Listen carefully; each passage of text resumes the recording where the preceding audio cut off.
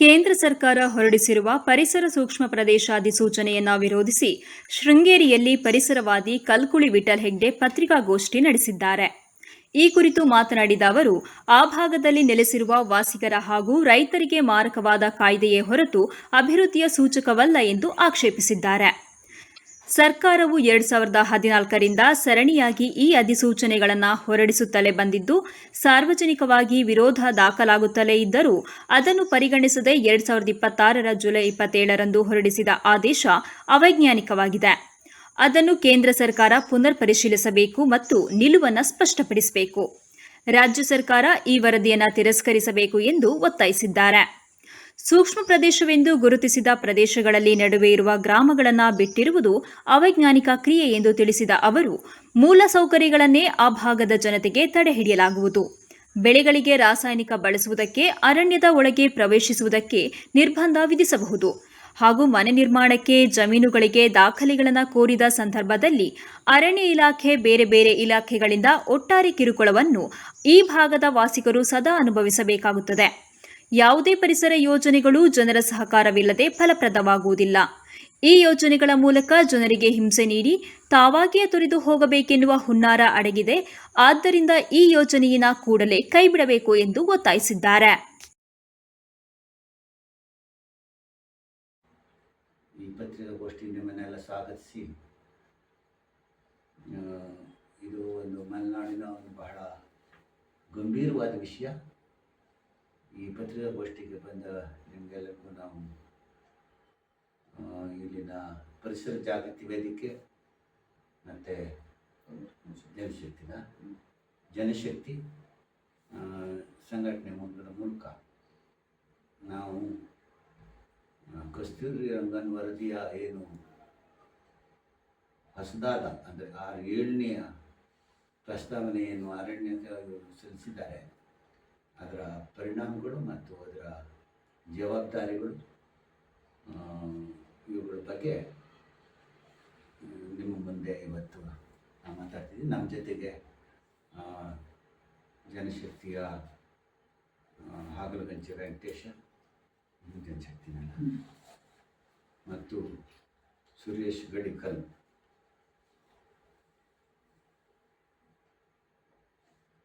ಇವರುಗಳಿದ್ದಾರೆ. ಸ್ನೇಹಿತರೆ, ಈ ರಾಜ್ಯದಲ್ಲಿ ಪಶ್ಚಿಮ ಘಟ್ಟದ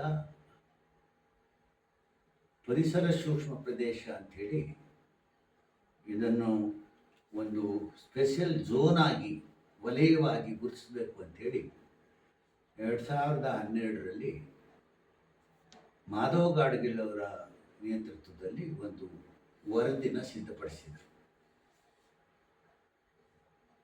ಆ ವರದಿಯಲ್ಲಿ ಕೆಲವು ಕಠಿಣ ನಿರ್ಬಂಧಗಳಿತ್ತು ಮತ್ತು ಆ ವರದಿಗೆ ವ್ಯಾಪಕವಾಗಿ ವಿರೋಧ ಬಂತು. ಆ ಕಾರಣಕ್ಕೆ ಮತ್ತೆ ಆವಾಗಿನ UPA ಸರ್ಕಾರ ಕಸ್ತೂರಿ ರಂಗನ್ಗೆ ಒಂದು ಹೊಸದಾಗಿ ವರದಿನ ಕೇಳಿದರು. ಆ ಕಸ್ತೂರಿ ರಂಗನ್ ಅವರು 2014ರಲ್ಲಿ ವರದಿನ ಕೊಟ್ಟರು. ಆ ಪರಿಷ್ಕೃತ ವರದಿಯಲ್ಲಿ ಗಾಡ್ಗಿಲ್ ವರದಿಗೂ ಮತ್ತು ಕಸ್ತೂರಿ ರಂಗನ್ ವರದಿಗೂ ಬಹಳ ವ್ಯತ್ಯಾಸಗಳೇನು ಇದ್ದಿದ್ದರೂ ಕೂಡ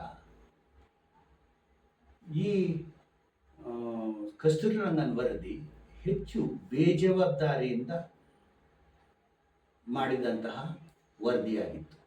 ಕಾರಣ ಏನು ಅಂತಂದರೆ, ಕೊನೆ ಪಕ್ಷ ಗಾಡ್ಗಿಲ್ ವರದಿಯವರು ಮಾಡುವಾಗ ಕೆಲವರನ್ನಾದರೂ ಸಂಪರ್ಕ ಮಾಡಿದರು, ಕೆಲವು ಜನಪ್ರತಿನಿಧಿಗಳನ್ನಾದರೂ ಅವರು ಭೇಟಿ ಮಾಡಿದರು. ಕಸ್ತೂರಿ ರಂಗನ್ ವರದಿಯಲ್ಲಿ ಹಾಗೆ ಮಾಡಿರಲಿಲ್ಲ. ಅವರು ತುರ್ತಾಗಿ ಬಾಹ್ಯಾಕಾಶದಿಂದ ಅಂದರೆ ಸ್ಯಾಟಲೈಟ್ ವರದಿಯನ್ನು ತಗೊಂಡು ಆ ವರದಿಯನ್ನು ಕೊಟ್ಟಿದ್ರು. ಅದು ಸಂಪೂರ್ಣವಾಗಿ ಅವೈಜ್ಞಾನಿಕ ಮತ್ತು ಅವಾಸ್ತವಿಕವಾಗಿತ್ತು. ನಾವು ಅದರಲ್ಲಿರುವ ಅನೇಕ ಲೋಪಗಳನ್ನು ಎತ್ತಿ ಹಿಡಿದು ಸುಮಾರು 10 ವರ್ಷಗಳ 12 ವರ್ಷಗಳು ಬಹುಶಃ ಈ ರಾಜ್ಯದಲ್ಲಿ ಮೊದಲನೇದಾಗಿ ಈ ವರದಿಗಳ ವಿರುದ್ಧ ನಾನೊಬ್ಬ ಪರಿಸರವಾದಿಯಾಗಿ ಆಕ್ಷೇಪಣೆಗಳನ್ನು ನಾವು ಎತ್ತಿ ಮತ್ತು ಜನರನ್ನು ಸಂಪರ್ಕ ಮಾಡಿ ಸುಮಾರು ಕರ್ನಾಟಕದಾದ್ಯಂತ ಕೊಡಗು ಜಿಲ್ಲೆಯ ಇಂದ ಹಿಡಿದು ಉತ್ತರ ಕನ್ನಡದವರೆಗೂ ಶಿವಮೊಗ್ಗ, ಚಿಕ್ಕಮಗಳೂರು, ಉತ್ತರ ಕನ್ನಡ ಈ ಎಲ್ಲ ಮಲೆನಾಡಿನ ಜಿಲ್ಲೆಗಳನ್ನು ನಾನು ಪ್ರವಾಸ ಮಾಡಿ ನೂರಾರು ಸಭೆಗಳನ್ನು ಮಾಡಿ ಮತ್ತು ಅಲ್ಲಿ ವರದಿಗಳನ್ನು ಮಂಡಿಸಿ ಮತ್ತು ಅದರ ಪರಿಣಾಮಗಳ ಬಗ್ಗೆ ನಾವು ಜನರನ್ನ ಎಚ್ಚರಿಸಿ ಅನೇಕ ಕಾರ್ಯಕ್ರಮಗಳನ್ನು ನಾವು ಮಾಡ್ತಾ ಬಂದಿದ್ದೀವಿ. ಹಾಗೆಯೇ ಈ 6ನೇ ವರದಿಯಲ್ಲಿ ಏನು 6ನೇ ಸಾರಿ ಕೇಂದ್ರ ಪರಿಸರ ಮತ್ತು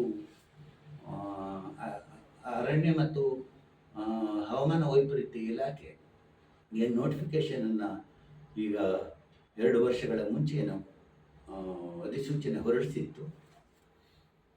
ಆವಾಗ ನಾವು ತೀವ್ರವಾಗಿ ಇದು ಎಲ್ಲ ರಾಜ್ಯದ ಬೇರೆ ಬೇರೆ ಜಿಲ್ಲೆಗಳಲ್ಲಿ ಪ್ರವಾಸವನ್ನು ಮಾಡಿ ಸುಮಾರು ನಮ್ಮ ಮೂಲಕವೇ 10,000ಕ್ಕಿಂತ ಹೆಚ್ಚು ಆಕ್ಷೇಪಣೆಗಳನ್ನು ನಾವು ಸಲ್ಲಿಸಿದ್ದೀವಿ. ನಮ್ಮ ಕಾರ್ಯಕರ್ತರು ಇದಕ್ಕೆ ಒಂದು ಪ್ರೊಫಾರ್ಮವನ್ನು ಮಾಡಿ ಅದರಲ್ಲಿ ನಮ್ಮ ಆಕ್ಷೇಪಣೆಗಳನ್ನು ಬರೆದು ಪ್ರತಿ ಮನೆಯಿಂದ ಪ್ರತಿ ವ್ಯಕ್ತಿಗಳಿಂದ ಮಾಡಿ ನಮ್ಮ ಕಾರ್ಯಕರ್ತರೇ ನೇರವಾಗಿ 53 ರೂಪಾಯಿಗಳ ಸಂಗ್ರಹ ಮಾಡಿ ನಾವು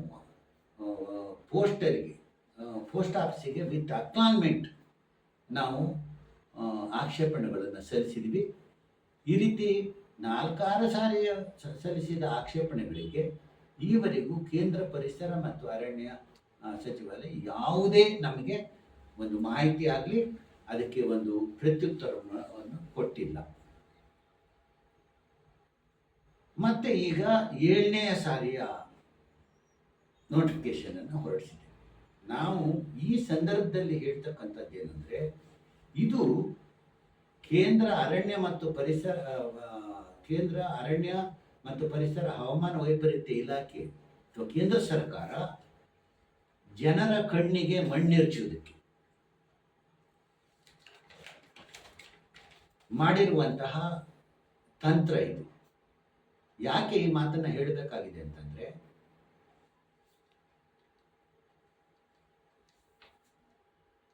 UPA ಸರ್ಕಾರ ಮಾಡಿದಂತಹ ಏನು ಈ ವರದಿ ಬಂದಿತ್ತು, ಇದನ್ನು NDA ಸರ್ಕಾರ 2000ರಲ್ಲಿ ಬಂದ ಮೊದಲ ದಿನಗಳಲ್ಲೇ ಸುಪ್ರೀಂ ಕೋರ್ಟಿಗೆ ಈ ಕೇಸ್ ಬಂದಾಗ ಸುಪ್ರೀಂ ಕೋರ್ಟು ನೀವು ಯಾವ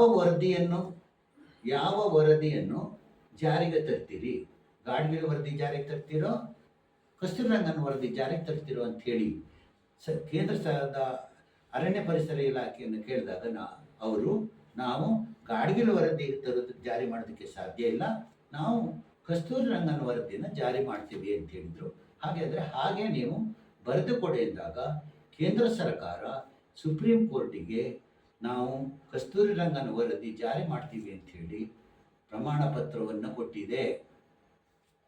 ಇದನ್ನ ಇವರು ಮುಚ್ಚಿ ಹಾಕೋಕೆ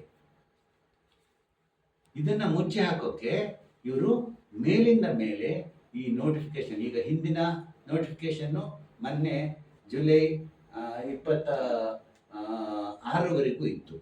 ಈಗ 27ರಿಂದ ಇವರು ಈಗ 31ಕ್ಕೆ ಪುನಃ 60 ದಿನಗಳ ಗಡುವು ಕೊಟ್ಟು ಪುನಃ ಆಕ್ಷೇಪಣೆಗೆ ನೋಟಿಫಿಕೇಶನ್ ಮಾಡಿದ್ದಾರೆ. ಈ ಆಕ್ಷೇಪಣೆ ಅನ್ನುವಂಥದ್ದು ಇದು ಜನರ ಕಣ್ಣಿಗೆ ಮಣ್ಣೆರಚಕ್ಕೆ ಮಾಡಿರುವಂತಹ ಇದು ಯಾಕಂದರೆ ಈಗಾಗಲೇ ಕೇಂದ್ರ ಸರ್ಕಾರ ಇದಕ್ಕೆ ಕೋರ್ಟಲ್ಲಿ ಒಪ್ಪಿಗೆಯನ್ನು ಕೊಟ್ಟಿದೆ. ನಾನು ಈಗ ಹೇಳ್ತಿರೋದು ಏನಂತಂದರೆ, ಎಲ್ಲ ನಮ್ಮ ರಾಜ್ಯ ಸರ್ಕಾರವೇ ಸಂಪೂರ್ಣ ಈ ವರದಿಯನ್ನು ತಿರಸ್ಕರಿಸಬೇಕು ಅಂತ ಹೇಳಿ ರಾಜ್ಯ ಸರ್ಕಾರದ ನಿರ್ಣಯ ಆಗಿದೆ. ಪ್ರತಿ ಗ್ರಾಮಗಳಲ್ಲಿ, ಗ್ರಾಮ ಸಭೆಗಳಲ್ಲಿ, ಗ್ರಾಮ ಪಂಚಾಯಿತಿಗಳಲ್ಲಿ ಈ ವರದಿಯನ್ನು ತಿರಸ್ಕರಿಸಬೇಕು ಅಂತ ಹೇಳಿ ನಿರ್ಣಯ ಆಗಿದೆ. ಜಿಲ್ಲಾ ಕೇಂದ್ರಗಳಲ್ಲಿ ನಿರ್ಣಯ ಆಗಿದೆ. ನಮ್ಮಂತಹ ಅನೇಕ ಸಂಘಟನೆಗಳು ಸಾವಿರಾರು ಆಕ್ಷೇಪಣೆಗಳನ್ನು ಸಲ್ಲಿಸಿದ್ದೇವೆ. ಈ ಎಲ್ಲವನ್ನೂ ಮನಗಂಡು ಕೇಂದ್ರ ಸರ್ಕಾರ ಈ ಕೂಡಲೇ ಈ ವರದಿಯನ್ನು ನಾವು ತಿರಸ್ಕರಿಸಿದ್ದೇವೆ ಅಥವಾ ಕೈ ಬಿಡುತ್ತೇವೆ, ಯಾವ ಕಾರಣಕ್ಕೆ ಅದು ಅಂತ ಹೇಳಿ ಸುಪ್ರೀಂ ಕೋರ್ಟಿಗೆ ಇವರು ಸ್ಪಷ್ಟವಾದ ವರದಿಯನ್ನು ಕೊಡಬೇಕು, ಜನಪರವಾದ ವರದಿಯನ್ನು ಕೊಡಬೇಕು.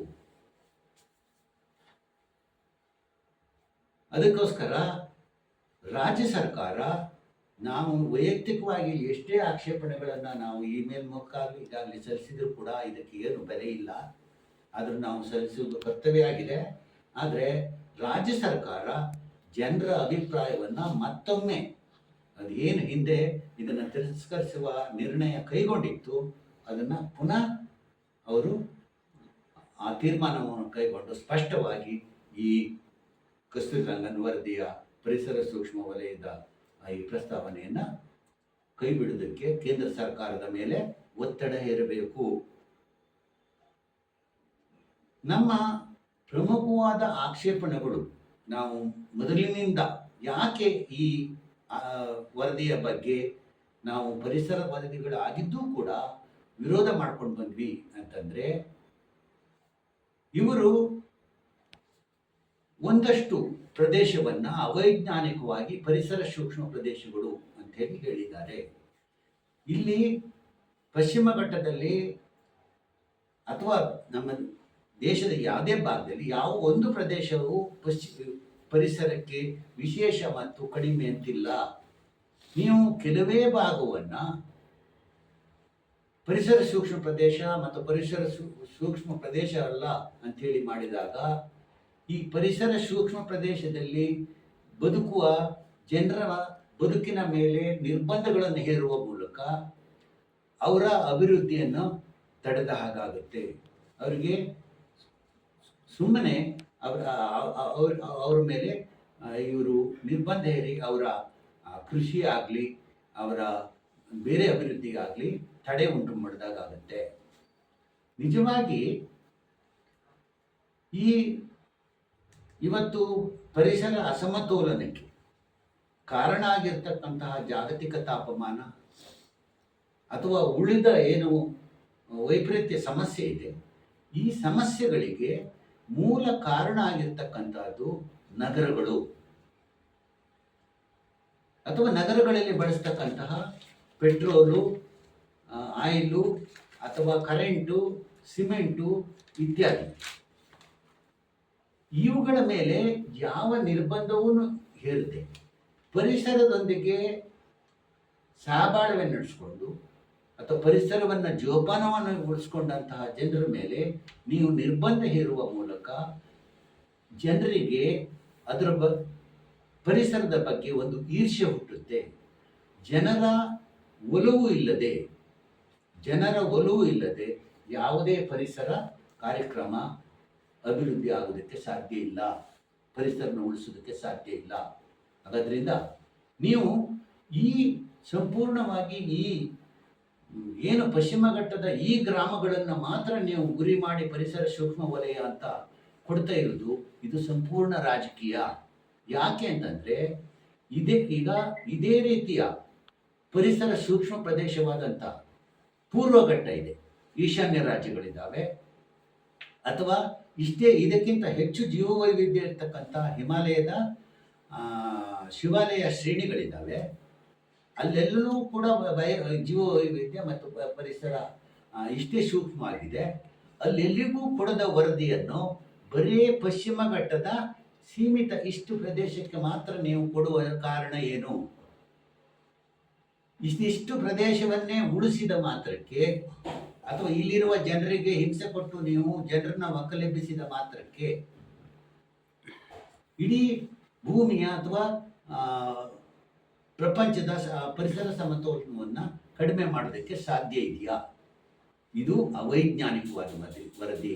ಇದು ಸಂಪೂರ್ಣವಾಗಿ ಇಲ್ಲಿ ಏನು ಪರಿಸರದೊಂದಿಗೆ ತಮ್ಮ ಬದುಕನ್ನು ಕಟ್ಟಿಕೊಂಡಂತಹ ಜನ ಇದ್ದಾರೆ, ಇವರ ಮೇಲೆ ರೈತರಿದ್ದಾರೆ, ಇವರಿಗೆ ವಿನಾಕಾರಣ ಹಿಂಸೆ ಕೊಡುವಂತಹ, ಕಿರುಕುಳ ಕೊಡುವಂತಹ ಒಂದು ಯೋಜನೆ ಇದು. ಇದನ್ನು ಸಂಪೂರ್ಣವಾಗಿ ಕೈ ಬಿಡಬೇಕು. ಇದು ನಮ್ಮ ಬಲವಾದ ಒತ್ತಾಯ. ಈಗೇನು ಇವರು ಹೇಳಿಕೊಟ್ಟಿದ್ದಾರೆ, ಇದು ಅಂತಿಮ ಅಂತವ್ರೇನು ಹೇಳಿಲ್ಲ, ಬಹುಶಃ 8ನೇದು ಬರ್ಬೋದು. ಹಾಗೆ ಇದು ಈ ರೀತಿ ಪ್ರೊಲಾಂಗ್ ಮಾಡೋದಕ್ಕಿಂತ ಇದಕ್ಕೊಂದ್ಸರಿ ಅಂತಿಮ ಹಾಡಬೇಕು. ಕೇಂದ್ರ ಸರ್ಕಾರ ಇದಕ್ಕೆ ಒಂದು ಅಂತಿಮ ಹಾಡಬೇಕು. ಕೇಂದ್ರ ಸರ್ಕಾರದ ಕೈಲಿದೆ ಇದು. ಇಲ್ಲಿ ಈಗ ಕೃಷಿಗೆ ಇವರು ರಾಸಾಯನಿಕ ಬಳಸಬೇಡಿ ಅಂತ ಹೇಳಿದರೆ, ಅಥವಾ ಇಲ್ಲಿ ಇನ್ನೊಂದು ಯಾವುದೋ ಕಲ್ಲು ಹೊಡೆಯುವುದನ್ನು, ಮರಳು ತರುವುದನ್ನು ನಿರ್ಬಂಧ ಮಾಡುವ ಮೂಲಕ, ಅಥವಾ ಇನ್ನೊಂದು ಯಾವುದೋ ಈಗ ಈ ಶೃಂಗೇರಿ, ಕೊಪ್ಪ, ಮಲೆನಾಡು ಭಾಗದಲ್ಲಿ ಈಗ ನಮಗೆ ಅಡಿಕೆ ತೋಟಗಳಿದೆ. ಇದಕ್ಕೀಗ ನಾವು ರಾಸಾಯನಿಕವನ್ನು ಬಳಸಲೇಬೇಕಾಗುತ್ತೆ. ಆ ರಾಸಾಯನಿಕ ಬಳಸ್ತಾನೆ ಅಡಿಕೆಯನ್ನು ಬೋರ್ಡ ಮಿಕ್ಸರ್ ಹೊಡೆದೇ ಉಳಿಸ್ಕೊಳ್ಳೋದಕ್ಕೆ ಏನು ಪರ್ಯಾಯ ಇದೆ ಅಂಥೇಳಿ ಇವರು ನಮಗೆ ಹೇಳಬೇಕು. ಅಥವಾ ರಾಸಾಯನಿಕ ಬಳಸದೇ ಇದ್ದಾಗ ನಮಗೆ ಕಡಿಮೆ ಬರುವ ಬೆಳೆಗೆ ಯಾರು ನಮ್ಮ ನಷ್ಟವನ್ನು ತುಂಬಿಕೊಡುವವರು? ಇವರು ಸುಮ್ಮನೆ ಇಷ್ಟೊತ್ತರಿಗೂ ರೈತರ ಬಗ್ಗೆ ಯಾವುದೇ ಸರ್ಕಾರ ಪ್ರಾಮಾಣಿಕವಾದಂಥ ಯೋಜನೆಗಳನ್ನು ಜಾರಿಗೆ ತಂದಿಲ್ಲ. ಈ ಕಸ್ತೂರಿ ರಂಗನ್ ವರದಿಯಲ್ಲಿ ಏನು ಹೇಳ್ತಾರೆ, ನಾವು ಈ ರೀತಿ ಸಾವಯವವಾಗಿ ಬೆಳೆದಂಥ ಬೆಳೆಯನ್ನು ಒಂದು ಬೋರ್ಡನ್ನ ಮಾಡಿ ಅದು ನಾವು ವಿದೇಶಿ ವ್ಯಾಪಾರ ಮಾಡೋದಕ್ಕೆ ವ್ಯವಸ್ಥೆ ಮಾಡಿಕೊಡ್ತೇವೆ ಅಂತ ಹೇಳ್ತಾರೆ. ಇದನ್ನ ಎಷ್ಟರ ಮಟ್ಟಿಗೆ ನಂಬಬಹುದು? ಅದರಿಂದ ಇದು ಸುಮ್ಮನೆ ಜನರಲ್ಲಿ ಪರಿಸರದ ಬಗ್ಗೆ ಒಂದು ಈರ್ಷ್ಯೆ ಬೆಳೆಯುವ ಹಾಗೆ ಮಾಡಿರುವಂತಹ ವರದಿ ಇದು. ಇದನ್ನು ಸಂಪೂರ್ಣವಾಗಿ ತಿರಸ್ಕರಿಸಬೇಕು ಅನ್ನೋದು ನಮ್ಮ ಒತ್ತಾಯ.